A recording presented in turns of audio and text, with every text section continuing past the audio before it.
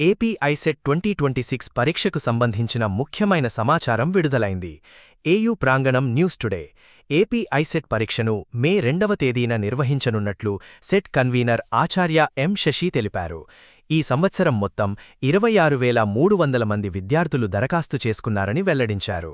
అభ్యర్థుల సౌకర్యార్థం ఐసెట్ అధికారిక పోర్టల్లో మాక్ పరీక్షా పేపర్లను అందుబాటులో ఉంచినట్లు తెలిపారు.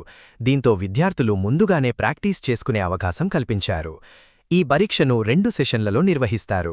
ఉదయం సెషన్ 9 గంటల నుంచి 11 గంటల 30 నిమిషాల వరకు, మధ్యాహ్నం సెషన్ 2 గంటల నుంచి 4 గంటల 30 నిమిషాల వరకు జరుగుతుంది.